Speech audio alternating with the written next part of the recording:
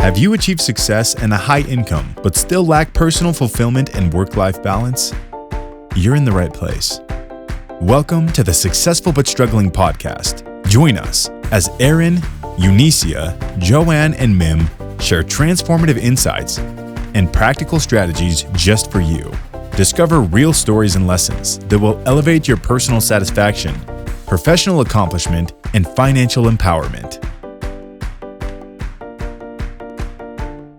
At the time of this recording, it's September, which is Suicide Prevention Month.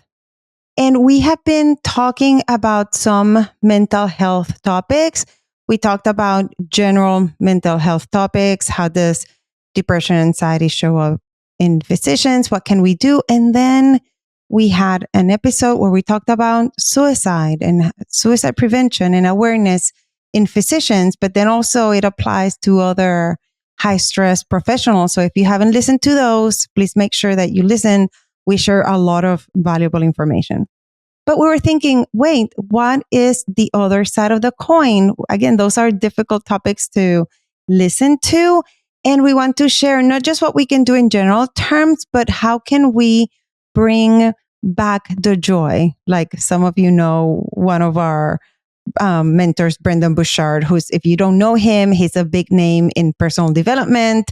You can look him up. He has a lot of things and he talks so much about bring the joy. And we're thinking, how awesome that if we can do that. So it's not just how do we solve problems, but how can we make it better? How can we live our lives the way that we want them to go? So that's the topic for today. We're going to be talking about how to bring back the joy, not just in medicine and in your career, but in your life. So again, this is good for all of us. We all need to be more intentional about this. So Erin and I were talking about it and we said, we need to make an episode about this. We need to share all this great information. So I'm here with my super co-host, Dr. Erin Hurley. And I'm going to go straight to it, Erin. What gets in our way? What gets in our way to having more joy, or worse, why aren't we not focusing on it? The reason why this resonates so deeply is, as Joanne said, we both follow Brendan Bouchard. We were just at a live conference with him, and he focuses so much on joy. And one of the trainings he talked about was the concept not of work-life balance, which is kind of tired and it's been around a long time, and a lot of people get triggered by that. But he talked about balancing joy and finances. And oftentimes in medicine, we're so focused on our work and our career and paying back student loans and paying for our house and all the financial issues. And we're so good at delaying gratification, including joy, that the only time we might allow ourselves to get joy is during that family vacation once every year, sometimes every 2 years, every 3 years. And because we are so good about putting off our own needs in medicine, we're trained from the very beginning, long days. We might not be able to eat or go to use the facilities or see our family or, get any sleep. We're used to that. And so one of the big things that gets in the way of us having joy is we're so good at putting it off. For many of us, years, and some might even be decades.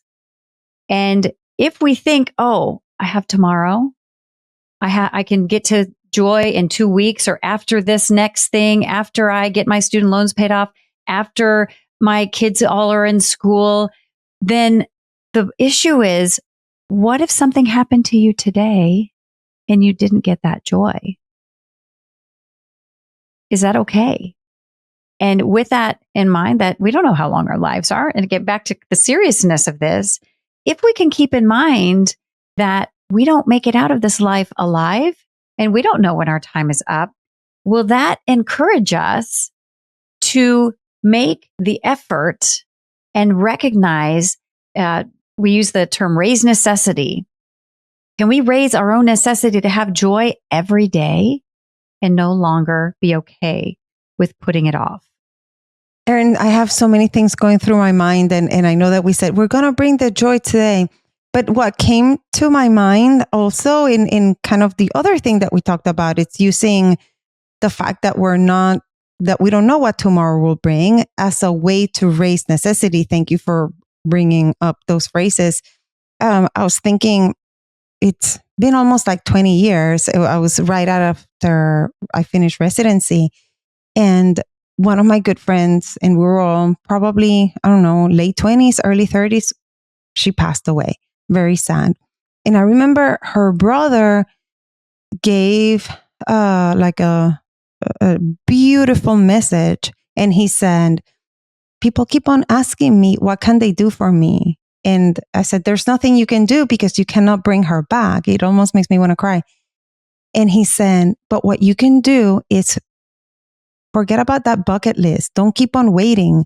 Look at that list and say, what do you want to do now? Do not assume like there's more time. And what makes you happy? What are the things that you can do on a regular basis? And I remember then, I want to say that my oldest was born already, but I was still in that work mode that so many of us can get to, that little bit too much work as a driver. And I remember then thinking, I don't want to live my life this way, where it's all about work. And it's a beautiful thing that we're driven and that we want to help. But at the same time, what's the cost? And I still use that filter every now and then when I start feeling a little bit out of harmony, as I say, I think about it of what's making me feel this way, and how can I bring back joy in what makes me happy at this time of my life. So it's great that we're talking about it like that, because it sounds simple, but it's not easy in thinking about what brings you joy. Or it's beautiful point right there. Thank you for bringing that up like that. One of the things that specifically gets in the way of joy for physicians and really busy people is a lack of the ability to set boundaries. And when we say yes to everything work-related, career-related, the book Essentialism talks about it forces you to say no to something else. For myself, when I would see that one more patient at the end of the day, and then that meant not only the 20-minute or 30-minute visit that I was seeing them for, what if they had to be admitted to the hospital? Then I had to do my notes. Then I had to wrap things up. And when I said yes to that, sometimes that meant I missed out on dinner with my family. Sometimes that meant missing out on putting my own children to bed. And is there another way to set healthy boundaries so we can meet our patients' needs, our business's needs, our clients' needs, and our own needs, and the needs of our families? Because we will have more joy, I believe, when we can balance those things out better. And that takes embracing boundaries, healthy boundaries, instead of thinking of boundaries as a weakness, which was my perspective for decades until I got my own coach who challenged me out of that fixed way of thinking. Great. Oh my goodness. So good. I feel electricity moving through my body, which is a good thing. It's like, oh, work, and I check in with myself to show up better. Such good points. Now, a little bit different question, because I hear doctors say like, oh, no. I have this fancy trip to Hawaii in 3 months. I got it. And I have my spouse's birthday in 6 weeks. I have this awesome weekend planned, and I'm just waiting for my vacation. And what I sometimes hear between the lines that they might not be saying is they don't have it regularly.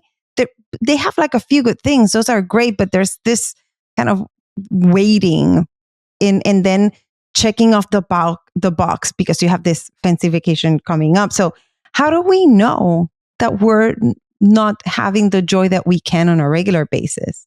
One big red flag that I heard from clients is this statement of dread.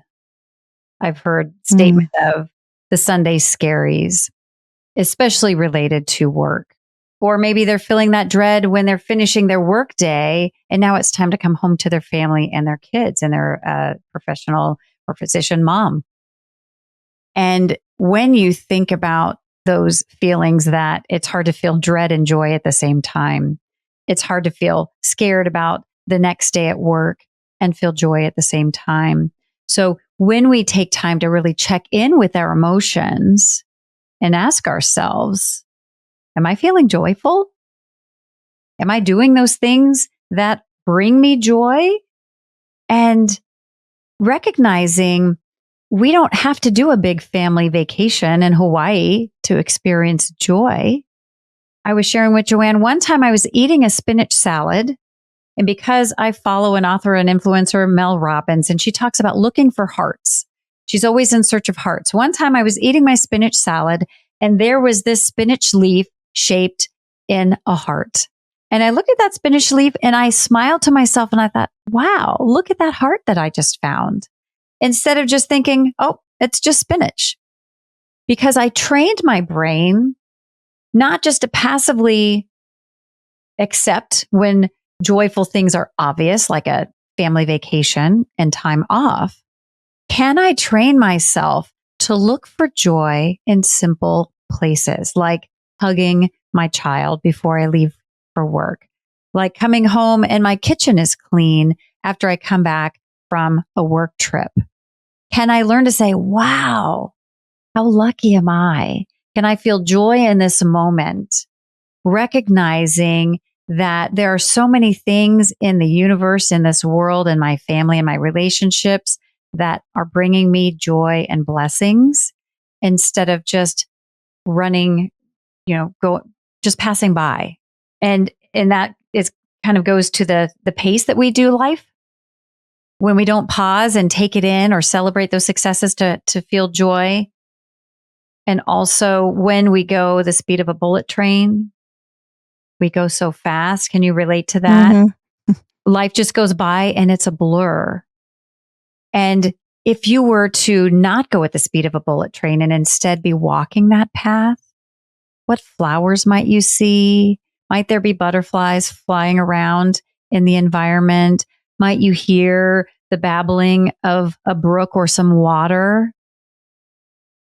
So going too fast and not taking time to pause can be a huge barrier getting in the way of us experiencing joy, especially in those little moments that we can experience. We have the opportunity to experience every day if we take the time to seek those opportunities and then spend some time just kind of locking them in and not just going on to the next thing.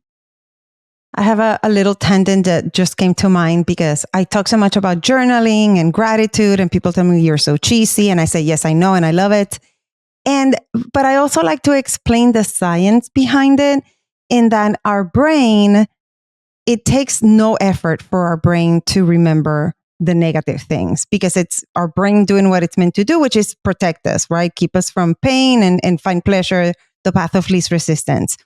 But it takes our brain about 10 to 15 seconds to record something positive, unless it's like really positive. But the little things, which is what I'm hearing you say, it takes our brain more time. And that is why having the intention of either writing it down in terms of gratitude or doing exactly what you said of like, oh, wow, this heart-shaped leaf. And you just take it. And that takes about 10 seconds to be like, oh, look at this, how cute.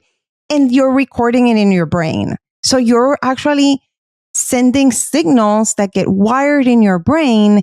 And then the ripple effect of that is that with time, your brain will start looking for those things. Your brain will like the little, like we talk about the dopamine hit that we sometimes unfortunately get through social media, browsing aimlessly. We'll start looking at it in terms of, just my kid had a cute little suntan and like, I could see his, cute little smile. He's 16. It's not, he's tiny, but you know what I'm saying? And it's just, it brings me joy. And I take a second to internalize it. And we miss so many opportunities throughout the day. An analogy that I use, it's like you could go get a couple of dollars free at a gas station. Your brain is going to go, no, I'm too busy. I don't have time. It's just a couple of dollars that the arrow's not going to even move.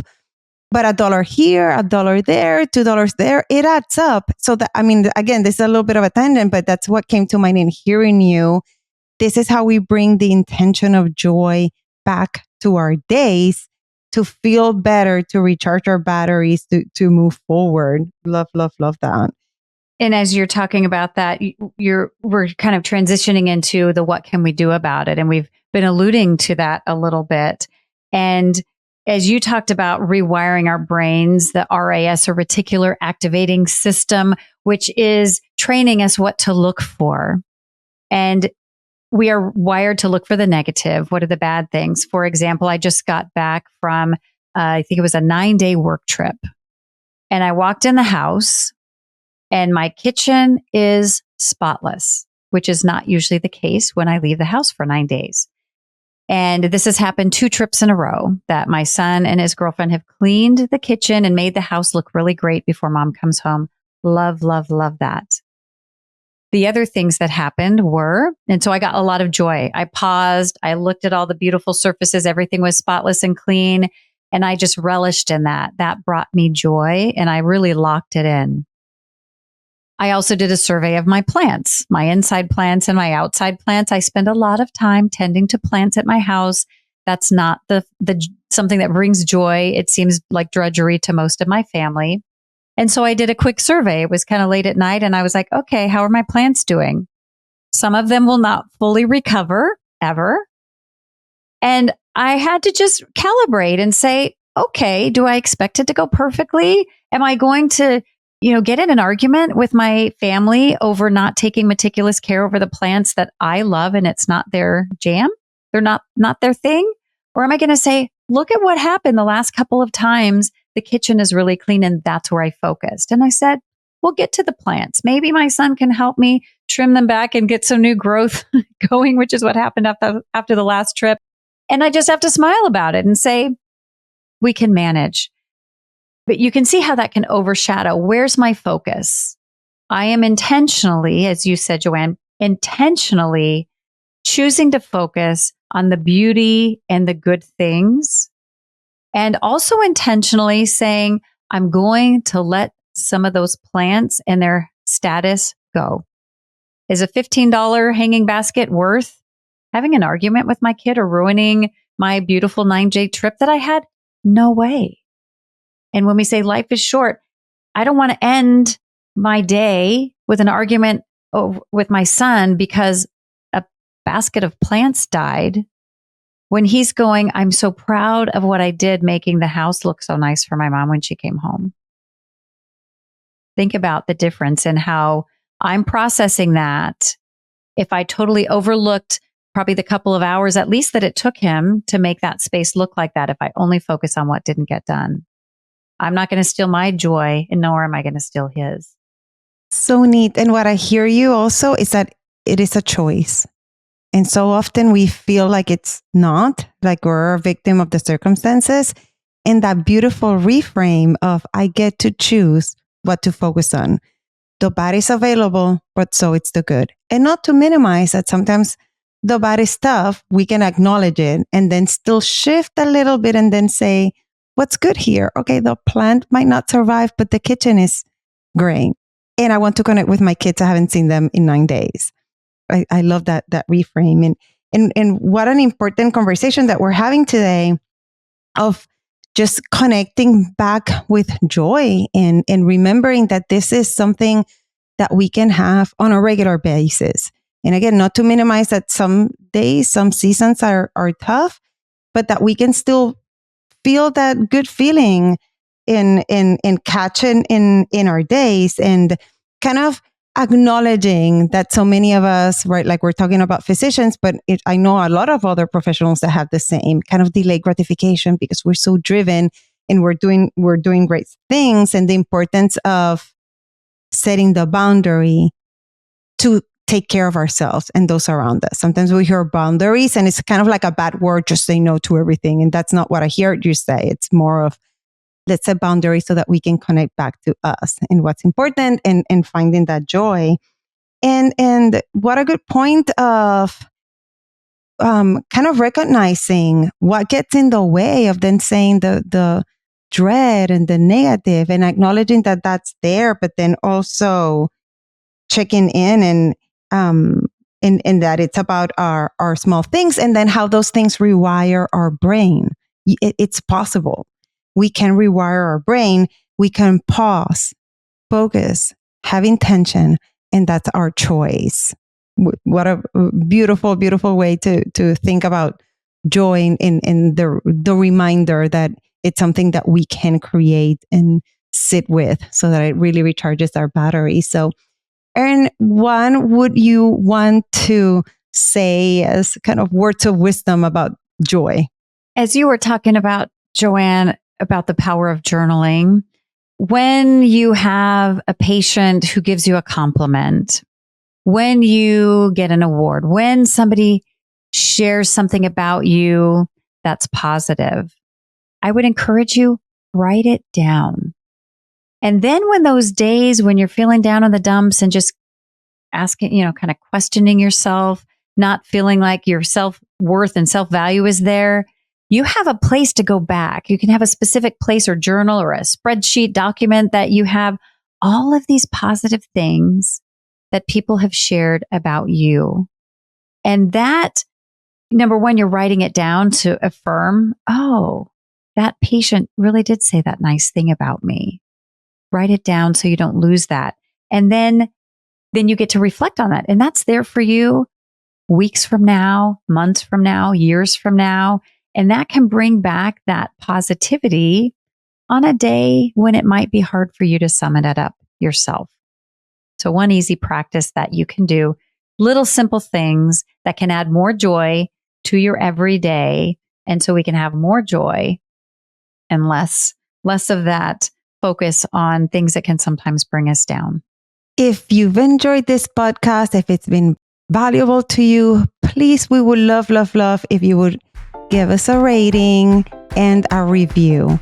And stay tuned for our next episode. Don't miss out on more strategies that will elevate you to new heights. Visit successfulbutstruggling.com now, where you'll discover exclusive resources and the opportunity to connect with each of us individually. There you can dive deeper into how you, too, can take your personal and professional game to the next level. And if you're serious about optimizing your results, take 2 quick steps now. Number 1, connect with us on the website. And number 2, tune in to the next episode.